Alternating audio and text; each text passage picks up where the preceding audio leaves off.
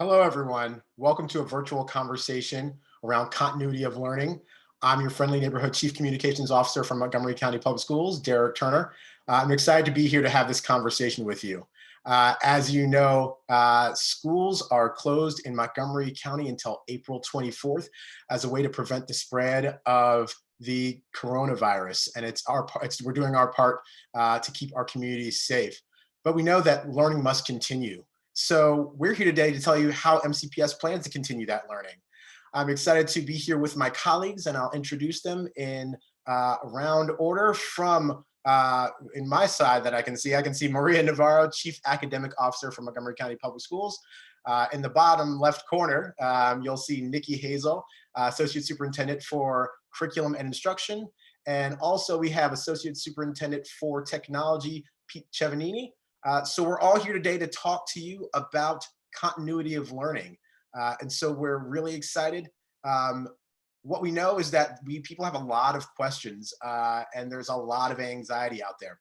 What I've learned after having sat through at least every Disney movie twice in the last few weeks with my daughter since she's been home with me, is that Disney movies and Disney songs really tell the story of what we're going through right now. If I have to say the perfect one right now, it's Going Into the Unknown from Frozen 2. I hear it in my head every day as we're working through this process, because we're trying something we've never done before. We're exploring an online interaction where we're used to a face-to-face model, and it's nerve-wracking and exciting. So I know you have questions, and we have some good answers for you. So first, let me kick it off to my colleague, Maria Navarro, and just ask the basic question: what is continuity of learning? We talk about these words a lot. What does that actually mean? Thanks, Derek. Well, continuity of learning for us in MCPS is the ability for our teachers, our staff members, paraeducators, support staff, to continue to support the learning of students. And during these upcoming weeks, that learning is going to happen virtually, somewhat similar to what we are experiencing today. And so the ability of our students to be able to connect and look at lessons, talk to their teachers, talk to their peers, and be able to continue their learning using a couple of different modalities. Thanks, Maria. And so just to clarify for our folks at home, because they're hearing different things and they have different perceptions about what continuity of learning, distance learning means. We're not going to have a Whitney Houston hologram like teacher come into your house and teach our students. That's not what we're talking about, right? We haven't figured out that technology yet. So no, absolutely not. We're going to be using our Chromebooks, our technology, to be able to interface with our students. And we're designing lessons that can be pre-recorded, that you can view, and multiple ways in which you can communicate with your students. By the way, some of our students have already engaged with our teachers in this way before we all had to learn how to do it. So that's great. So we know that this is going to feel different and look different than what kids have experienced before. Is it just going to be like a school day? Essentially, a kid sits in front of a computer and just starts typing and watching their teacher all day. Nikki, tell us a little bit about what this looks like. Is it going to be like a 9 o'clock to 5 o'clock school schedule? Hi, no, actually, it's not going to look like a regular school schedule at all.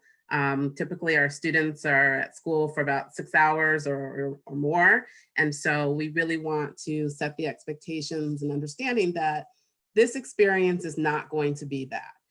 Your children are going to be learning, as Maria said, through recorded video, and also having opportunities to connect with their teachers through live scheduled times.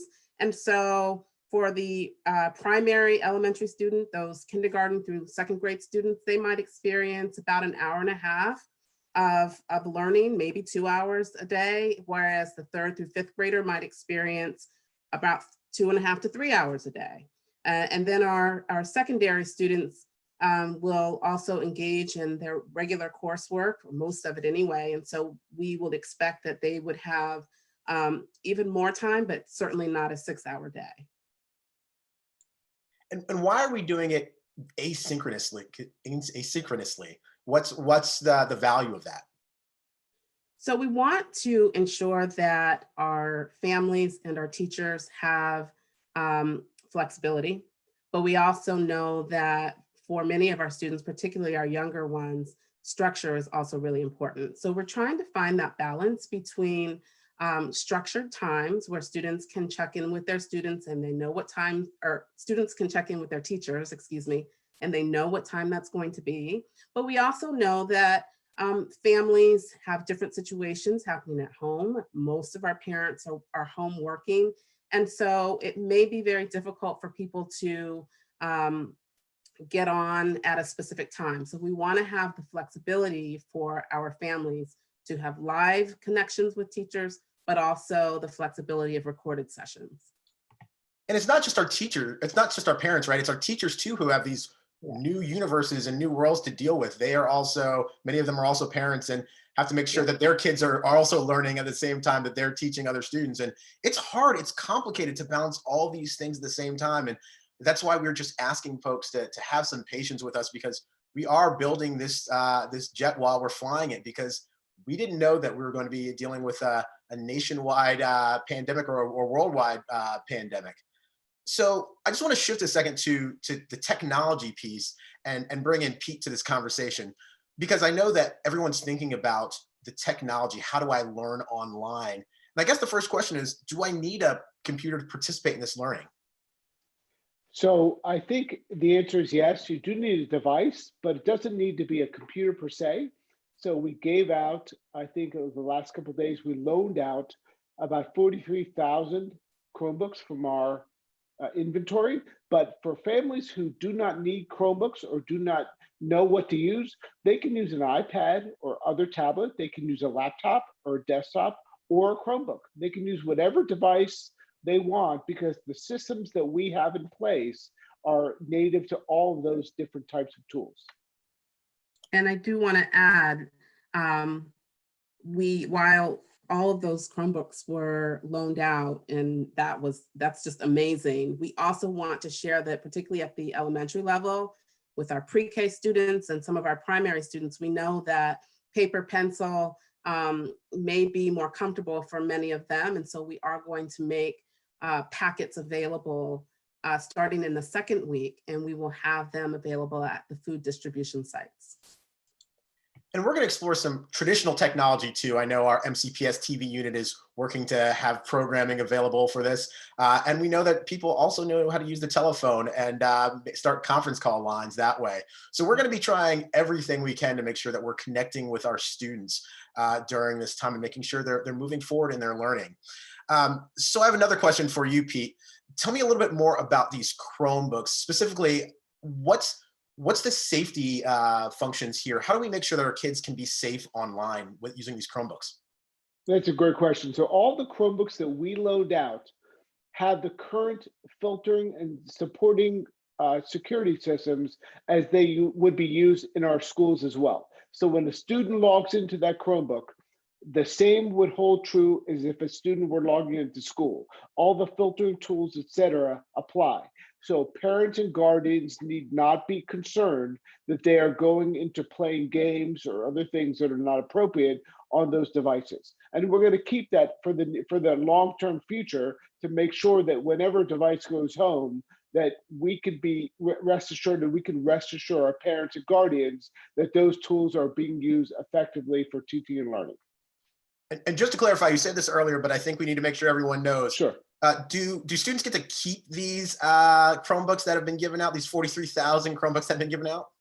Thank you. That's a great question. No, they're being loaned out to our students and our families. And our goal is to get them back at the end of the year or the beginning of next year, depending on when the coronavirus pandemic subsides and we allow students to come back to the school. But our goal is to get those back, and we need to get those back. When students log in, they do sign a virtual agreement that they are going to bring those back to the school. So in summary, please, please, please bring these Chromebooks back. We need them for next year. We need them for future learning. They are Yes, not gifts, exactly. they are tools for learning. Exactly. So moving away from the device, and let's talk about a little bit about the platforms that are going to be used. There are two platforms that teachers are going to engage through primarily. Maria or Nikki, can you tell me about those? Sure, I'll get us started and then Nikki can weigh in. So as I mentioned before, a lot of our teachers were already using platforms such as Google Classroom with our students in engaging to do assignments and get help with work. So our teachers know and have used Google Classroom. But many of our teachers have also been trained and use our internal system called My MCPS Classroom. And because both platforms, because we have teachers that know both platforms, we will be supporting the professional development for them to learn about both. We also have some teachers that need to learn how to use a platform. And I think and next week, the first days, Monday, Tuesday, and Wednesday, primarily for elementary, and Monday and Tuesday for secondary, that will be our focus, to get all of our staff, teachers, para-educators, to be able to take trainings virtually on how to use and support the learning of our students, continuing the learning of our students using either one of those platforms. And those platforms are pretty robust. You can do a lot with those platforms, but we do know that some teachers are going to use other tools. What other tools are out there that might be used by our teaching staff? Well, as we think about our desire to have our teachers connect live with the students, a tool such as Zoom or Google Meets might be an option that a teacher might want to use to connect with families and also to connect with students. And so during that training, during the first couple of days, teachers are going to learn, if they don't already have a preference, they're going to be learning about a few options for connecting with their students. Thanks, Nikki. And so an important question for you, Pete, as we're still in the kind of technology world, what if a family doesn't have internet access at home? They bring home a Chromebook, but they don't have internet access. Are there ways to get access now that are affordable? We know that there's a lot of questions about the cost of that. So what are we doing to help close that gap? So we are making sure families know about the Google Essential or the Comcast Essentials program, which allows families to use internet free for 60 days, as well as just yesterday, we received a shipment of about 2,500 MiFi devices that we are setting up for families that need them. And we will, on phase 2 of this deployment project, allow families to let us know that they have the internet by phone, and then we will have MiFi devices available for them to check out and loan them, and they can use them throughout the end of the year to complete homework and learn, teaching and learning. Great, thanks, Pete. So now to move on to the meat of this conversation, what every parent wants to know. When they wake up at, let's say, 9 o'clock, some of us maybe a little bit earlier, 4:30 a.m. for me this morning, what should they expect to see? What should their student expect to see or do on that first day? So I'll start by talking about what will the elementary student and parent will experience. On the first day, Monday and Tuesday, we are going to have some links on our website available for parents to just begin to explore the technology that will be available for their students. While they're doing that, teachers, as we already mentioned, are going to be in professional learning themselves. On Wednesday, our teachers are actually going to get in touch with the students either through phone calls or through an email. And at that time, they're going to tell the students and parents what time they will begin their class meeting for the following day. So the actual first class meeting for elementary will take place on Thursday.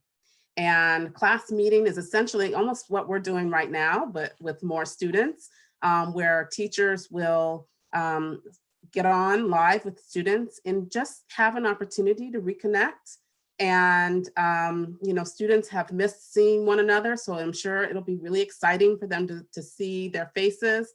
So that's going to be nice. And then the teacher's going to talk about how to work all of this technology. It's almost like a first day or first week of school, if you think about it, because this is a new way of engaging students. And so they'll need to set some ground rules and really talk about how the class is going to work in this setting.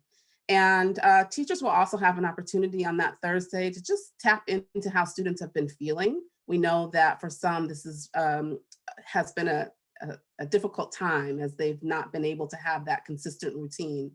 And then on Friday, students at the elementary school are just going to begin to understand what the mathematics instruction and format is going to look like. And teachers will begin to have that conversation. So next week is really just about laying the foundation for what an online learning experience is going to look like beyond. And I'll let Maria talk about secondary. Thanks, Nikki. One thing that I want to make sure I mention before I go into secondary is that we have a lot of support staff. Our special educators will be reaching out and also connecting this coming week with students. Providers that provide speech language therapy or occupational therapy, any of those folks will also be reaching out. So parents should know that they will receive calls from them or emails from them as well. Because again, we want to re-engage as a whole community. And so expect the schools to potentially also reach out to you. Hopefully we'll have parents saying, okay, MCPS, enough. I've gotten 3 phone calls and 2 emails, and I know you're all reaching out, but we really want to make sure that families, if they have any questions, they can ask their school staff, they can ask any questions of their teachers and any other staff that they work with during the year. So secondary, our students are a little more independent at the secondary level. And so again, on Monday and Tuesday, primarily our teachers will be engaged in deep professional learning to make sure that all of the systems are a go in terms of how they're going to continue to interface with students. Similarly to elementary, on our website, starting Monday morning, we will have links to videos for our parents to just spend some time understanding the platforms and what they can expect to see that their students, examples of what their students will experience. So we would encourage parents on Monday or Tuesday to go into our website and really start looking at those videos, read up on that information, and really get ready for that. Teachers at the secondary level are working on closing out marking period 3. And so what they will be doing after their professional learning days is they will be pushing out materials through the platforms that they'll be using with students. They too will be reaching out to students and reconnecting. That's a crucial part for us all. And they will be pushing out assignments and checking in with students to just make sure that they know what assignments are there waiting for them, any questions, reminders about where instruction was left off, things to think about. Teachers know students individually, so I'm sure they'll tailor conversations to don't forget that this assignment was due and that you need to work on this specific topic. So those kinds of engagements, and that will be how we will close out next week.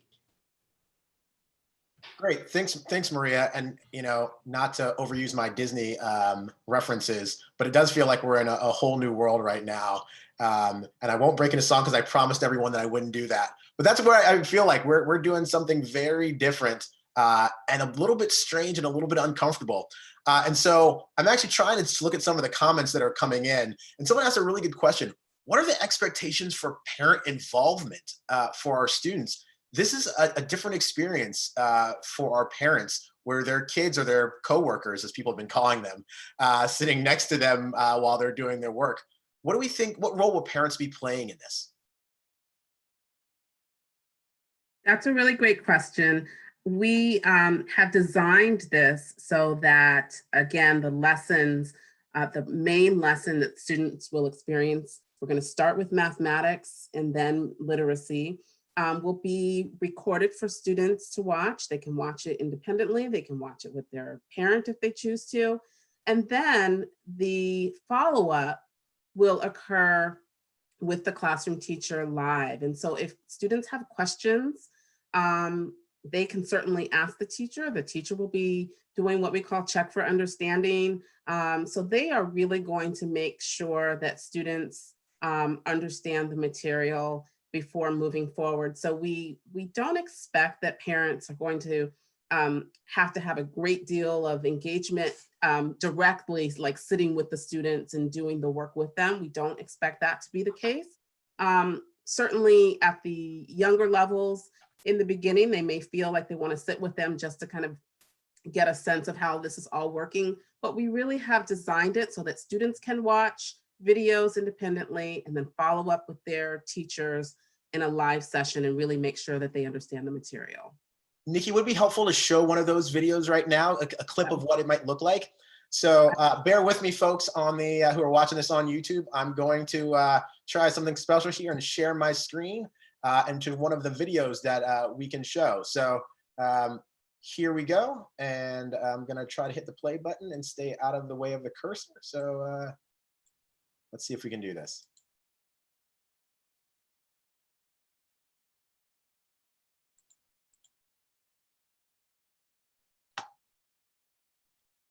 Maybe you noticed that the halves helped me to create my fourths because I just folded the diagonal the opposite direction. Maybe you also noticed that when you look at the eighths, you can clearly see the two different ways to make fourths inside of the eighths. Let's move on to our Play-Doh now. You were asked to create eighths.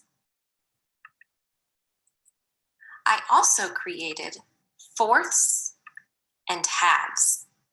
Let me talk you through my process for this one, because this one might have been a little tricky. I first started by making my halves. When I had my two equal pieces, I then made two more equal pieces out of each of them. So then I had. All right, so that's a little snippet of what the videos are going to be like. That brought me back to my childhood of playing with Play-Doh, also making Play-Doh with my daughter right now, which dries out and sits on the shelf for days. So Nikki, is there more to talk about these experiences and these videos? Well, we just want all of our parents to know that our videos will be closed caption when we release them. We also want parents to know that all of the materials that Eureka, this video, are using are things that can be found in the home, and be creative. You don't need Play-Doh. Sometimes you just need pennies or scraps of paper that you can spread out. So we really are trying to make sure that people don't feel like they need to go out and purchase anything for these lessons. And so they've been really cognizant of that as they've been developing the lessons. Great, and I think it's important that parents can see what a schedule is going to look like for next week.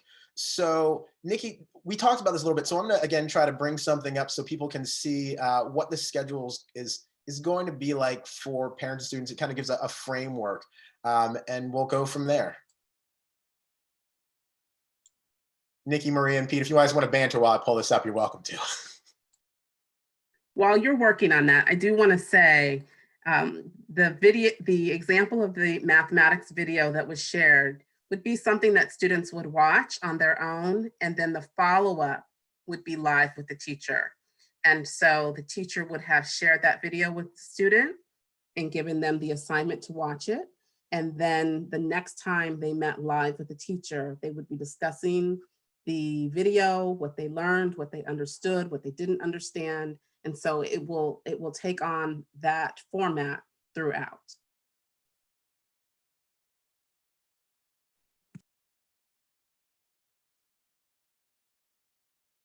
So this is the elementary schedule for week 1, right? And so we walked them through, but let's just do it again quickly. And for families at home, this is in your inbox and it's on our MCPS website. So feel free to not try to memorize this or take a screenshot now. You can find it on the MCPS website if you look under the coronavirus information.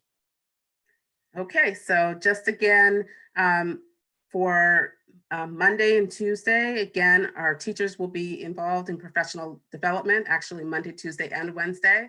And parents, we'd love for you to take a moment with your children to go onto the website, and there will be a link available for you to just explore the online opportunities that your students will experience. And again, on Wednesday, parents, expect to hear from your child's teacher, either through a phone call or email, about what time the class meeting will take place on Thursday. And again, on Thursday, a class meeting will take place, and students will begin to understand how this online learning experience, what it will look like and how to move forward. And then Friday, again, introduction to that mathematics lesson. And again, I just wanted to say one thing, as Maria said earlier, it will not only be the classroom teachers contacting the families and engaging them, but it will be the special education teachers, ESOL teachers. So we will all be connecting with our students and getting ourselves reconnected. And so Maria, I brought up the secondary schedule as well. So if you could walk us through that as well. Sure. And also, just to echo Nikki, expect perhaps the guidance counselor to give you a call to see how everybody's doing. And so there'll be other people that will be communicating throughout the week with you as well. So secondary, again, somewhat similar to elementary, as the teachers are really spending Monday and Tuesday going deep into professional learning. The students and the parents should be able to go onto our website, look at videos and information that we will post Monday morning around the modalities, the different modalities and the types of experiences that secondary students can experience in the next coming weeks. We also know that some of our students have, for example, our students that are taking advanced placement courses, the College Board has already posted some lessons that are available, and those actually will be linked to teacher classrooms online, and students can continue their work along with their teacher and provide them supports, and those will be available as early as the beginning of this coming week. But really transitioning, expect also a call from your teachers or a contact from your teachers, an email. And at the secondary level, we do want to check in. How are you doing? That is what we're calling our social emotional touch points with students. We really want to know how they're doing. And then really focusing on pushing out materials and content for students to close out marking period 3. And that will be the focus of the latter part of the week as students get ready to really come on board the following week. And you said something really important, Maria, that this is a transition time. It's gonna be bumpy. It's gonna be rough. We're gonna have some missteps in this process because we're learning this the same way our students are learning this, the same way our parents are learning this, and certainly the same way our teachers are learning this. Let's give each other a little bit of grace, and that it's not gonna be perfect, because that's not what we can do in a short period of time to support the safety of our students. But we can make a concerted effort to really support kids and ensure that there's some level of continuity of learning and have that social emotional support for our students during this time, because that's what our mission is. And we're not going to stop trying to fulfill that mission just because our buildings are closed to the public. And as we think about that and serving kids in different ways, I just want to make sure that people know this important question. Maria or Nikki, are food sites still going to be open while school buildings are closed? Are we still going to have access to free lunches and breakfasts and dinners? Absolutely, Derek. They will continue on. We have expanded to more than 40 sites. Those sites are on our website as you guys have put them up there. And we will continue with that. We will provide more information to our families about the specific schedules that will go on after this coming week. So that they can plan accordingly. As Nikki mentioned, we want it in the schedules moving forward. There's some structured time and then there's some open time. We want elementary kids to have some play time, right? And we want to make sure that there's opportunities for teachers to check in with students. As a parent, I'm also thinking I may have kids at different grade levels. So we are structuring the details of a comprehensive schedule moving forward that takes into account the fact that you may have a high schooler and an elementary schooler in the house, and you may have one device that they're using, and so the sharing of the device is important. And so we'll provide more details and information to our parents on that structured schedule moving forward. But for now, this week, we want everybody to have a contact, at least one contact with their school staff, specifically their teacher, but perhaps other staff members in the building this week, to be reading up and trying the technology, because we really are going to get started this week to re-engage with all of us virtually as we're doing right now. Great. And one important piece of information as we're talking about this transition is that we have actually adjusted our spring break to make sure there is greater continuity of learning during this time. And so I'm going to go one last time to our slideshow. So bear with me because I got some good dates on here for everyone to see.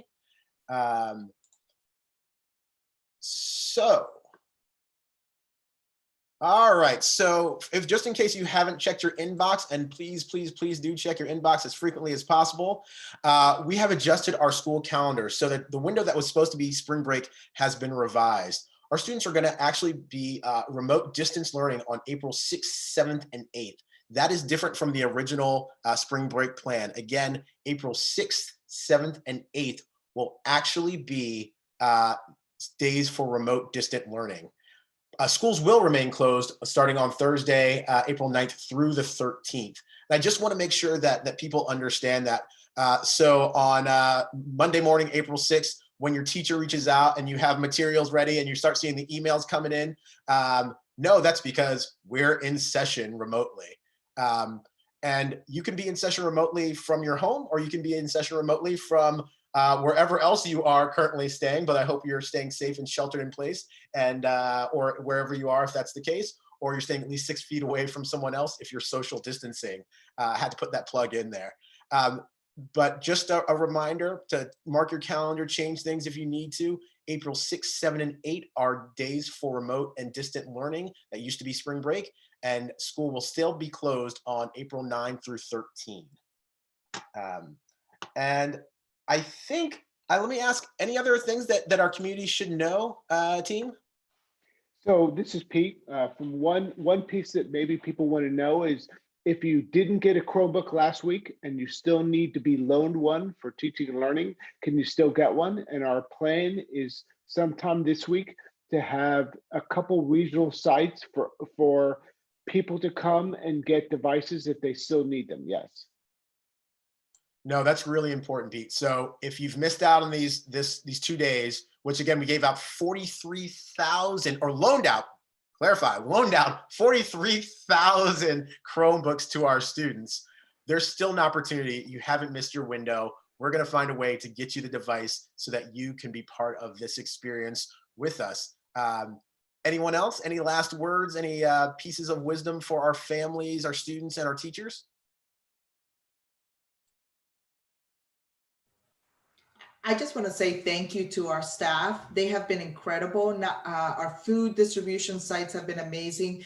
But I just want to let the public know that many of our classroom teachers have been at harder work with all of Nikki's team and others, making sure that what we are rolling out makes sense. They know their students best, and so they've been giving us great feedback on how to make things accessible. Our special education teachers have been working in teams with our special education office to ensure that we do training systemically to support accessibility for all of our students. And so I just want to say big kudos to our staff. You don't hear much about what they're doing in the background, but they've been working feverishly to make sure that as we do this transition, that we're really thinking about our students first and foremost and how to support them. So thank you, and thank you to the parents for their continued support and patience as we transition through this. We're here to ensure that your students have great learning continuation, and we are committed to doing that every single day. And we are all in a learning curve. So we're excited because we're going to be technology gurus after this for sure. Thanks, Maria. And actually, when you said learning curve, it reminded me of an important piece of information around marking period 3. We've had a lot of questions. I'm trying to keep up with the YouTube comments here, and they're going fast and furious. But people have asked about when does the 3rd marking period end? And we sent this out in a letter yesterday to our community. What date is that again? And can we keep that at the forefront for our community? So we extended marking period 3 for obvious reasons, and now marking period 3 is ending on April 17th. That extension allows students and our staff to be able to complete assignments. I know I have a lot of secondary students who have emailed me directly, making sure that they had enough time to submit all the makeup work that they wanted to do and additional assignments they wanted to do before marking period closes. So marking period 3 will close on April 17th, and that will allow for sufficient time for us to be able to complete the assignments for marking period 3. Great. And so we're getting a lot of questions. I'm looking at this, and I promise not to drag this on too long, about grading. Are we ready to share anything about grading, or is this still something in the works? Again, we're going through this and trying to build this plane while it's flying. So any advice we want to give to our community about grading? Well, I'll start off, and then maybe Nikki can weigh in. The way we have structured our learning continuation allows for teachers to be able to give assignments to complete the current grading structure that we had for marking period 3. Having said that, knowing that we are in a different modality of our teaching and learning, we always want to have the students' best interest in mind, and that's an important piece. We know that students are themselves going to be transitioned into this new way of connecting with their teachers, and so we really want to err in the side of supporting students through this time. Great. So anything else, Nikki? Any last words for our community? No, I think we are really looking forward to getting started. I know teachers are very excited to reconnect with their students. And as you have said, be patient with us as we go along. We will begin to add a little more content as we go, and we will be sending out surveys to our parents and our staff every few weeks to just get a sense of how things are going, and to determine what tweaks we need to make along the way. So again, this is all a new adventure for all of us, and I think it's going to be a great experience, but be patient with us as we get started. And that's a good note to end on. We're trying to do as much as we can with this little time, and we want to do what's best for our students. So if you didn't catch this full broadcast, it's going to be online. And I just encourage everyone to check their communications. We're sending emails to our families. Please sign up for Alert Montgomery, where we're sending text messages to give you the most up-to-date information. We have our MCPS website. We have our MCPS social media channels, our YouTube channels. Please just check there frequently for the most up-to-date information about how MCPS is engaging in continuity of learning, AKA distance learning, remote learning. And for our Spanish speakers, just know that we're going to have this same exact conversation at 4:30 on MCPS TV in Espanol. So I encourage you to, if you didn't catch this, to encourage your friends to check out the 4:30 broadcast on MCPS TV in Espanol for this conversation in Spanish. And on that note, I just want to thank Maria, Nikki, and Pete for being here with me today. And I hope everyone has a great afternoon. And thank you again. And we look forward to starting this new adventure with you on Monday. Have a great day.